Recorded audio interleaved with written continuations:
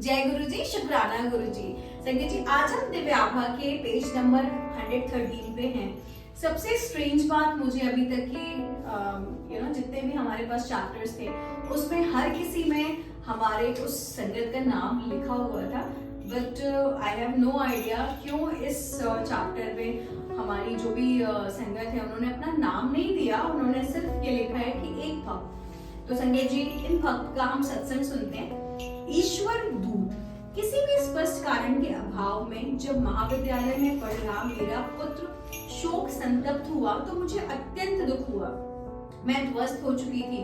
यद्यपि हमने कई विशेषज्ञों की राय ली और मुझे गुरुजी की याद आई जिनके बारे में मैंने अपनी बेटी से सुना था। मेरी बेटी के एक मित्र का परिवार गुरुजी के पास जाते थे।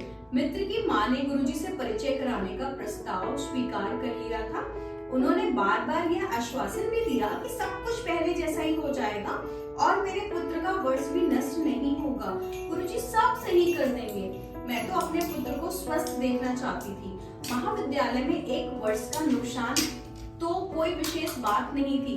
पहले दर्शन के समय ही गुरुजी अत्यंत उदार और ध्यान रखने वाले प्रतीत हुए। एक बार उन्होंने सब कुछ ठीक करने की बात कही तो मैं निश्चिंत हो गई। गुरुजी की कृपा से मेरे पुत्र ने शनय शनय प्रगति करनी आरंभ कर दी। चिकित्सक के परामर्श के विरुद्ध मेरे पुत्र ने आधी परीक्षाएं निरत कार्यक्रम के अनुसार दी। उसके पश्चात महाविद्यालय के अधिकारियों ने उसे 1 मास के उपरांत शेष परीक्षाएं देने की आज्ञा भी दे दी। फलस्वरूप वह सब में अच्छे नंबर लेकर उत्तीर्ण हुआ। परमात्मा और गुरुजी की कृपा से मेरा पुत्र 1 माह में पूर्ण रूप से रोग निवृत्त हो गया। अब वह आनंद पूर्व अपने छात्रावास में रहकर अच्छी तरह से अध्ययन कर रहा है। उसका शोक संतृप्त मानसिक रूप एक बुरे स्वप्न की भांति लगता है। गुरुजी से मिलने के पश्चात ऐसा प्रतीत होता है कि पूरे परिवार को उनका स्नेह प्राप्त हुआ है। हमें उनकी छाया में सुरक्षा का आभास होता है। मैं गुरुजी की दया के लिए सदा उनकी कृतज्ञ रहूंगी।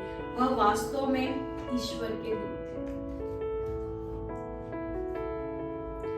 जय गुरु जी, शुक्राना गुरु जी।